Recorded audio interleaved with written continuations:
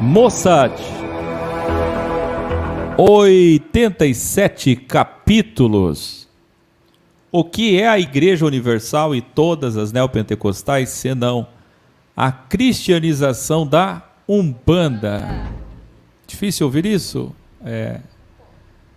As igrejas neopentecostais, Renascer, Graça, Mundial, Universal, nós não chegamos lá ainda, mas elas representam isso que falamos ontem, a sincretização, que é a cristianização do paganismo. A avó judaica fez isso, a mãe católica fez isso, as filhas protestantes estão fazendo, e eu vaticinei lá em 2012 que iam fazer isso com a filosofia X, pastores que compram a Bíblia, padres, e que cristianizam e levam para a igreja, adaptam, não é?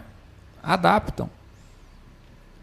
E aí eu falei para vocês agora há pouco, eles não fizeram isso com o Natal, que é Papai Noel com Jesus, não fizeram isso com a Páscoa, que é coelhinho da Páscoa e Jesus morrendo e renascendo, ressurreição de Cristo com chocolate.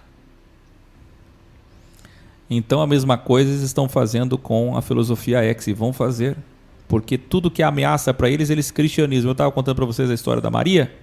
A igreja cantava aleluia muito bem, até que um dia a Maria começou a ser a curandeira famosa da região. Faziam filas para ir na casa da Maria. A igreja ficou preocupada, chamou ela de herege, para ver se o medo funcionava, mas as pessoas continuaram enchendo cada vez mais a casa da Maria. Então o que a igreja faz? Incorpora o que a Maria sabe, investiga, e aí usa institutos para isso. Quais são os institutos de espionagem? Opus Dei, jesuítas. E eles incorporam esse entendimento e trazem e criam a missa sincrética com aquilo que a Maria faz. E oferecem aos fiéis o que a Maria faz, ou melhor do que a Maria faz. E assim os fiéis não precisam ir mais na casa da Maria. Então, primeiro é o método do medo, que é dizer herege, que é o que todo mundo faz aí.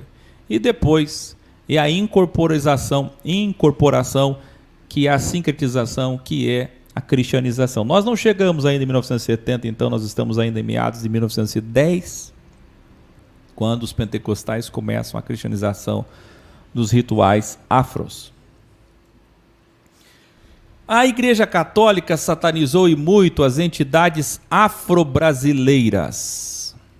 Senhores, os transes, os ebós, os despachos, o uso de charutos e bebidas alcoólicas, o sacrifício de animais, foram ao longo da história confundidos com magia negra. Nós vamos explicar a partir de hoje a diferença entre Umbanda, Candomblé, Vodú, Xangô, Macumba e magia negra.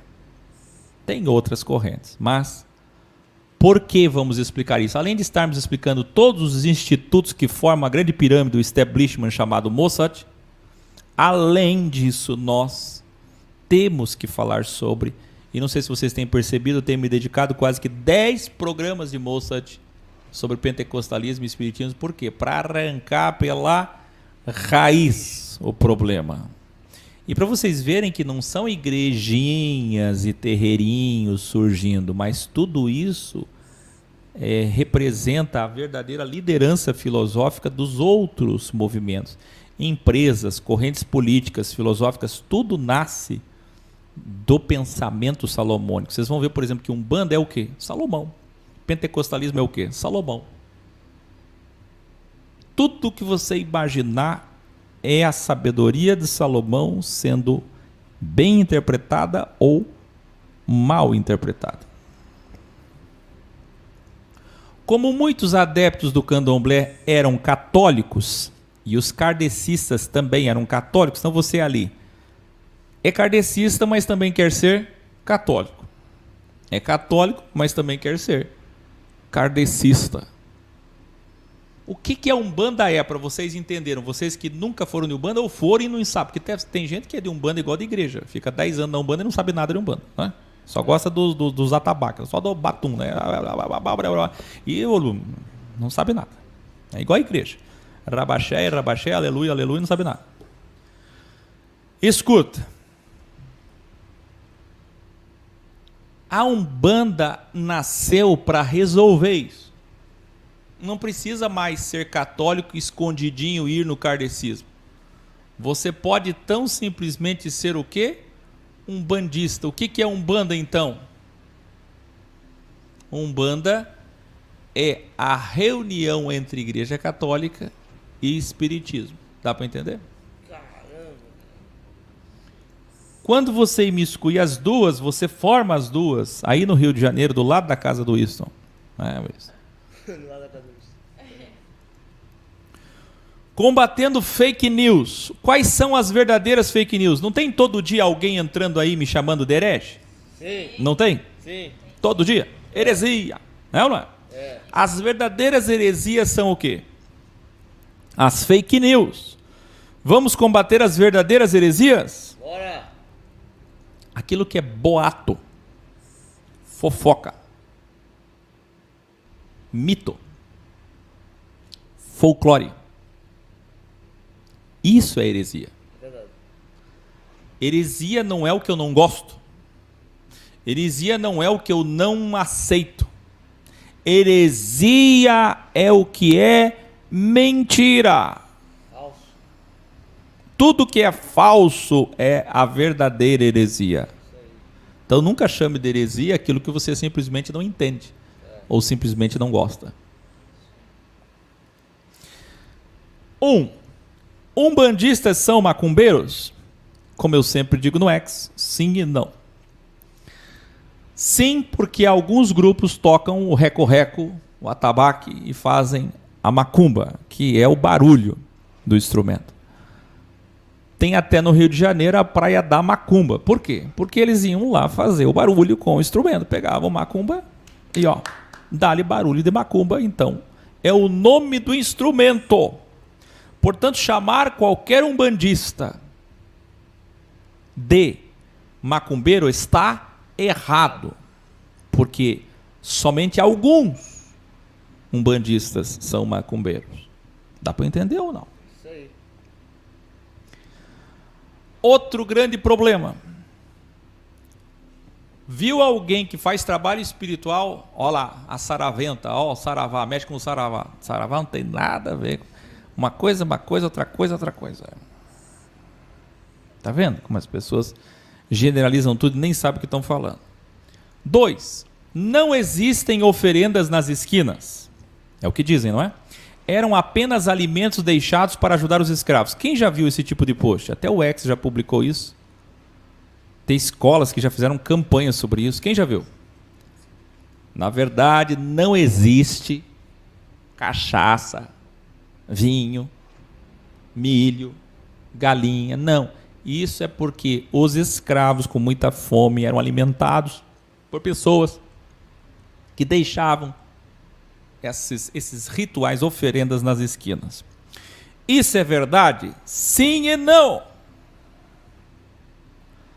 Não é verdade que eles não têm trabalhos espirituais. E os trabalhos espirituais incluem, sim, oferendas no rio, na cachoeira, na Mata Virgem e nas esquinas. Sim.